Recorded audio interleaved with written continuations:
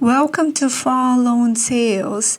This game has been released 7 years ago, and I bet there is plenty of achievement videos on YouTube, so there is no need for me to post yet another one.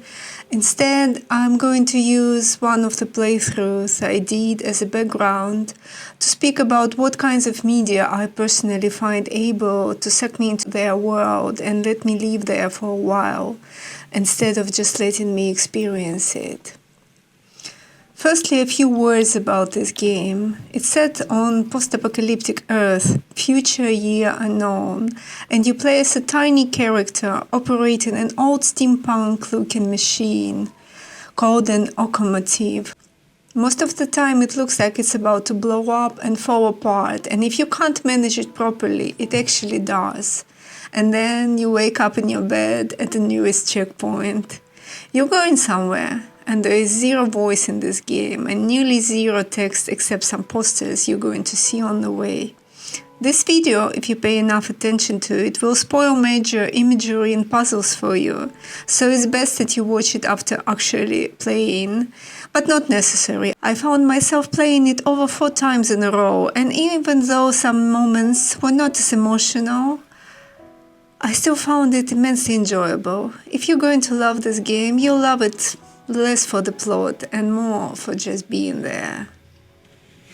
And here we come to the point that I would like to discuss in this video overall and try to investigate what kinds of media are more likely to fully immerse me into their world and let me live there for a bit, and which do not.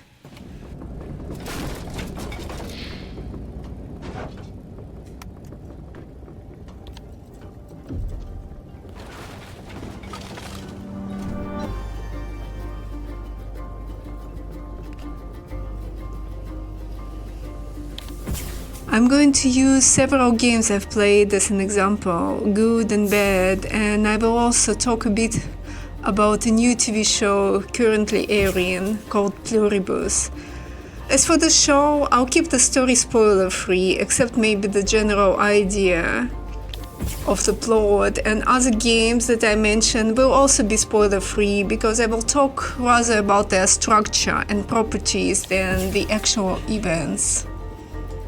So let's first start with Pluribus. The main character there, Carol, is a romantasy writer, and her imaginary universe has ships that sail on sand.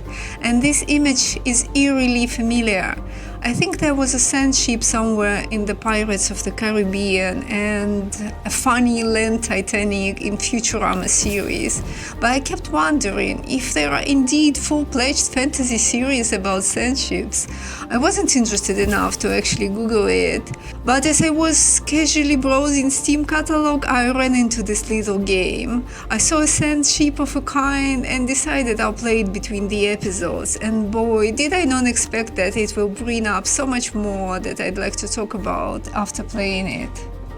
I was launching Far Lone Sales recently after I finished 1000X Resist with the feeling that can be best described as being terribly hungover. I felt so exhausted by that game that I almost lost faith that I can enjoy any game ever again. I've nearly closed Far soon after launching.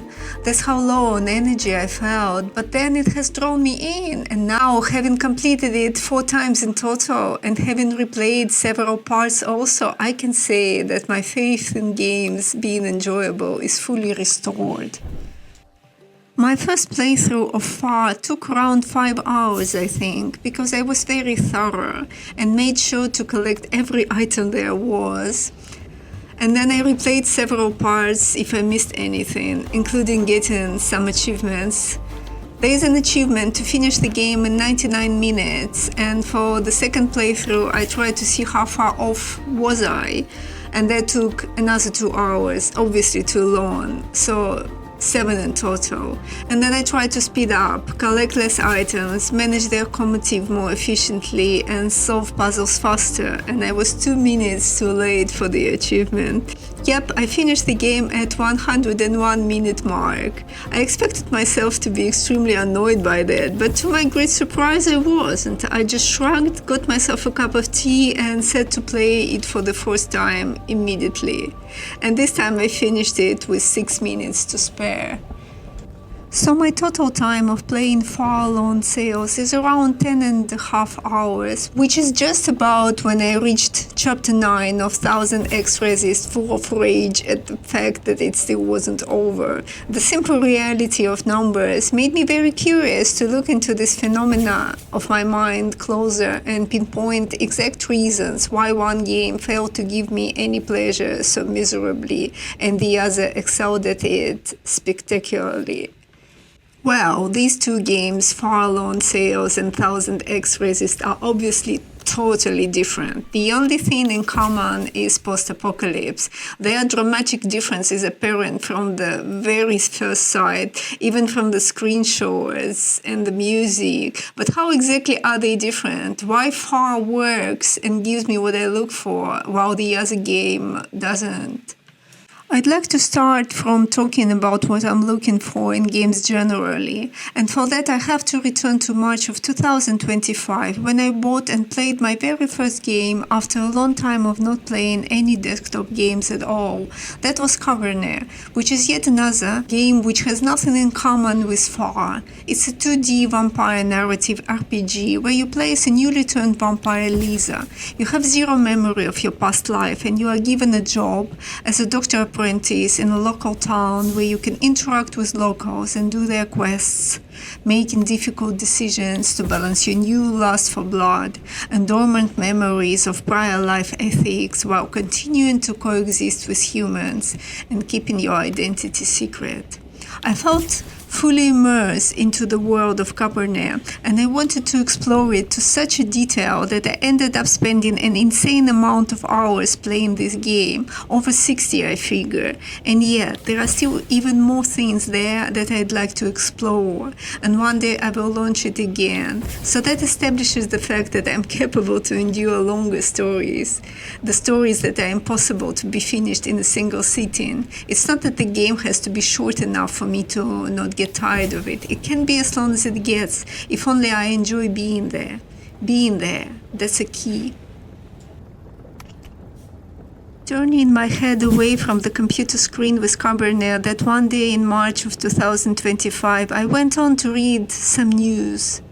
I very clearly remember thinking and making a decision that I'm completely fed up with the real world and what's going on there, since now I'll be seeking imaginary worlds to dwell in, and I'm going to adopt games as a primary gateway to enter these imaginary worlds. So that's the main point.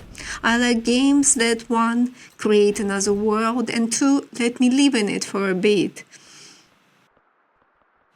8 minutes in, and we're finally getting to the point I will be discussing. What is it about a game or any other instance of entertainment media to be able to take your consciousness and temporarily transport it away into another realm? And my first point is that in order to do that, a game or any other media must be able to put you into a trance-like state of mind. If you've ever heard about hypnosis, there's a stage of it called somnambulism, and you can tell a person anything and they will do it. And also you can tell them that they are now another person altogether and they will embody them for the best of their ability. But to get a person to the state, you must hypnotize them first with means such as rhythmic sounds, regular flashes of light, etc. So my point here is that a game has to be repetitive to a certain degree in order to immerse a player into a state similar to hypnosis. My opinion is that it works especially well for autistic people. We love repetitive routine tasks. They make us relax and let go of inner walls and guards. And yeah, managing the locomotive in Far Alone Sales is repetitive. Push the button for the engine, let the steam out, watch the fuel, watch the wind, watch for obstacles. These simple actions are like ticking off a metronome that lets your consciousness detach from the physical reality and be transported somewhere else. Yeah, repetition is one way to get there, but another important key is focus. To enter the trance-like state, you have to be fully focused. And a very good example of games that keep you focused are combat-heavy games, either 3D or 2D. Press the correct buttons fast enough or die. You have to be fully focused and fully alert while playing those games, and then the action-heavy sequence is over, you're already there, you've been transported in, you're the character now, so you can experience exploration or narrative parts of the game as they were parts of your own story. When I played FAR for the very first time, I wasn't very focused. That's why it took so long. But I had to ramp up my focus for a speed run to manage the locomotive in the most efficient way. This video is my first game, and I'm jumping here mostly instead of walking to save a bit of time. But sometimes you still can hear when the character is walking. There is a very cute rhythmic sound of footsteps.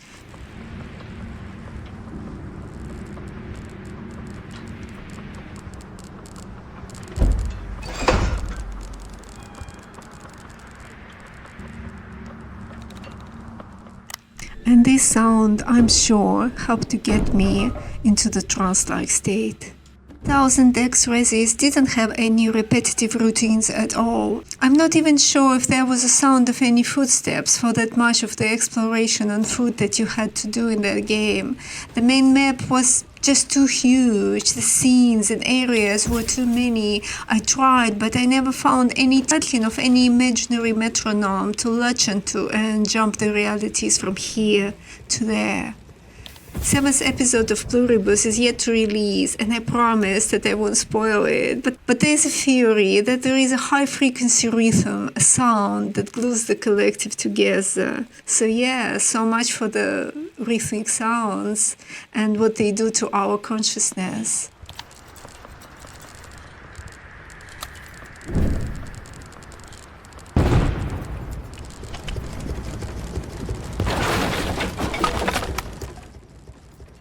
We are talking about means of transportation into another realities, but the destination is also important. Where are we going? What should be the core characteristics of the imaginary realm for me to want to live there, at least for some time? And one crucial aspect I can pinpoint is space. There should be enough space in that world for me to breathe freely, literally or metaphorically. Imagine Fallout Sales as a 3D game for a moment. If you actually had to be there, inside the locomotive, first-person view, then all you'd see in front of you would be a big red button, level of fuel that you have to turn around, enter the elevator, leave on the correct floor to refill the fuel. You'd hear all those engine sounds from very close, and you only see outside when you had a moment to climb out on the roof. Or maybe when you go out to do some quests, like at this exact moment in the video. I bet this game format, the 3D first-person view, would not have worked with the current plot.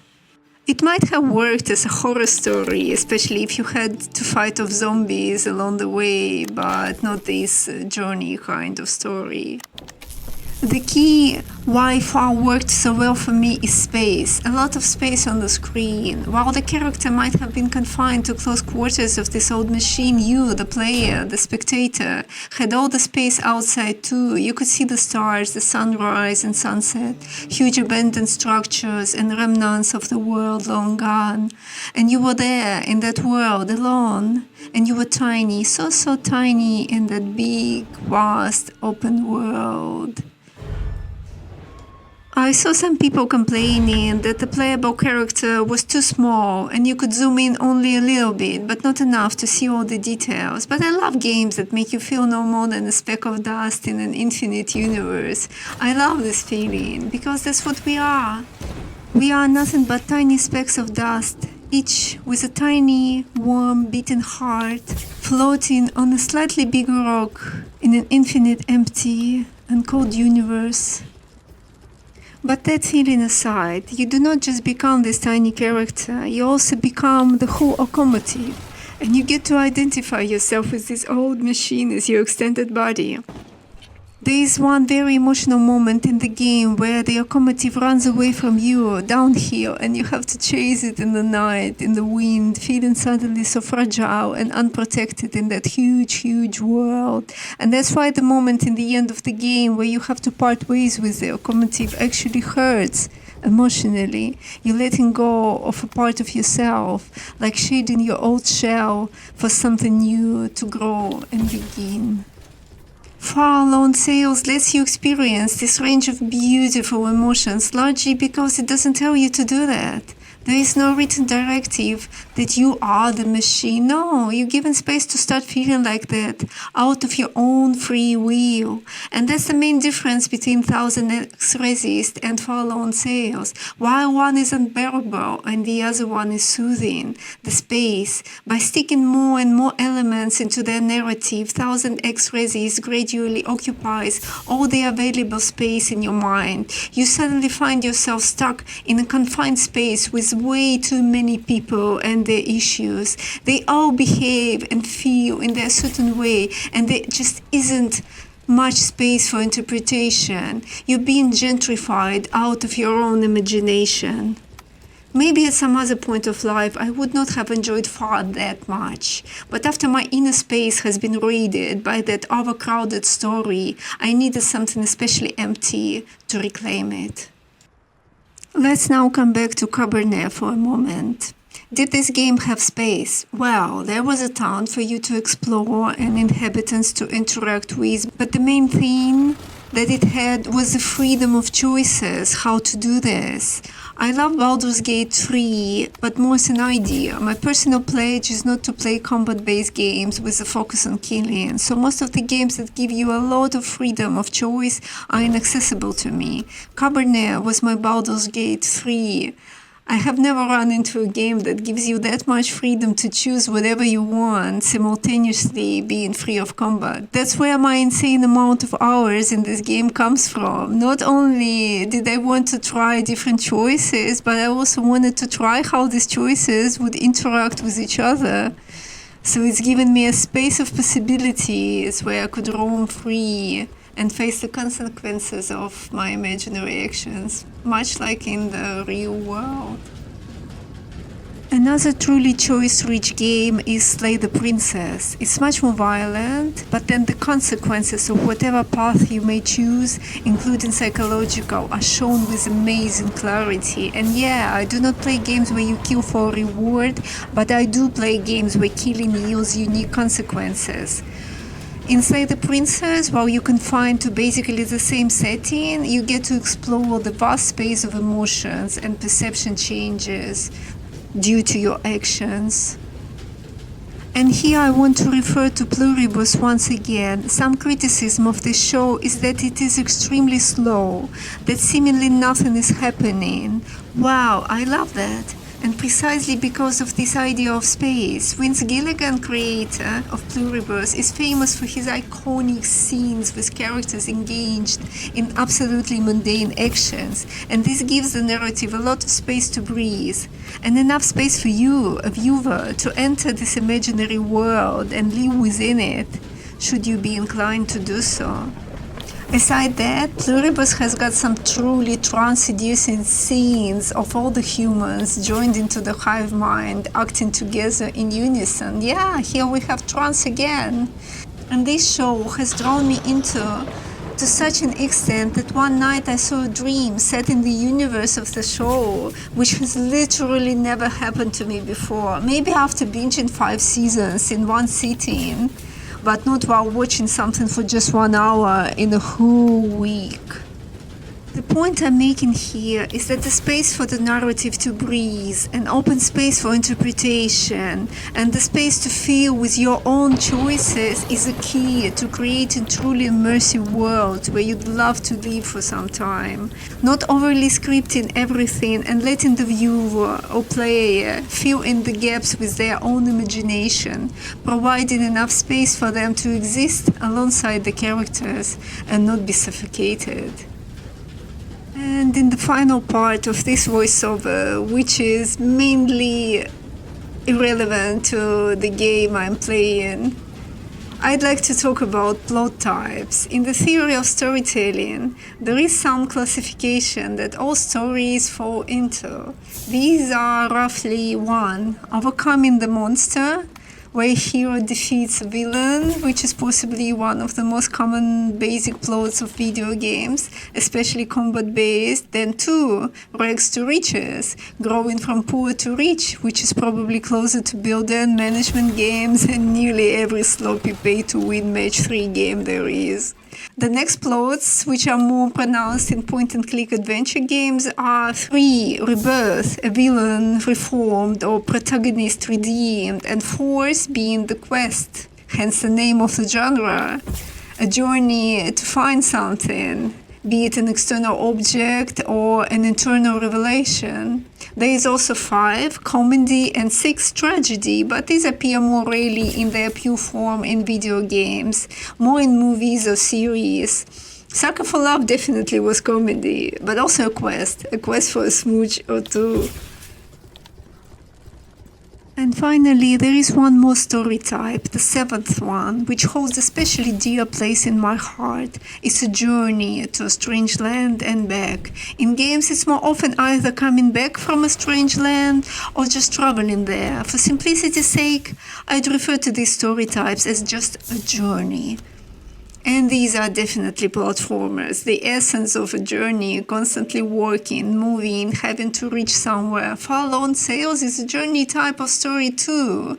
My absolute favorite, A Highland Song, is a journey kind of story where you have to cross the mountain range and reach the sea. A Highland Song in particular gives you such a vast space to explore and total freedom to go anywhere you'd like. It tells its story piece by piece as you roam those majestic mountain ranges of Scotland. It never imposes anything on you, and in the end you keep wondering, is it even real? What is reality after all? The idea itself that you have to travel to a lighthouse by the sea you've never seen before in your whole life, is a very powerful image which speaks to a lot of archetypes inside us. A lighthouse, a beacon of hope, a promise of a better tomorrow, the sea, the vast open living space. In Tibetan Buddhism, the true nature of our minds is often compared to the ocean, the vast immeasurable ocean which may be turbulent on the surface but is completely still and calm at the bottom. Just think of this feeling that you experience when you escape from the confined space in between huge pieces of rocks and suddenly see all that vast, immeasurable openness of the ocean in front of you. This is going to be a spoiler for Far-Lone Sails, but you're actually going to the sea there also. And in the final sequence you will light a fire, a signal, and you will hear that your presence has been acknowledged and someone is coming. You won't be alone anymore. It's a spoiler, but to my opinion it doesn't spoil much. It's okay to know where you're going. And that's why each new playthrough of Far-Lone Sails can be just as nice as the first one. A glimmer of hope, a promise of a better tomorrow, a transformation instead of the same character regurgitated all over again and again and again and again. That's what the current reality is lacking. And that's the world where I'd like to be. And I love games that let me live in that better world, if only for a moment. This is the point where I'd like to stop talking and let you enjoy the rest of the game, if you choose to do so. Or just go ahead and play it yourself. As usually, I will list all the titles I've mentioned in the description, if you'd like to find them. Thank you for listening, and let the light of hope always shine upon your journey. Quoting a Highland Song and an old Scottish prayer, let the Spirit be with thee on every stream, every step of the journey thou goest. Take care. Bye.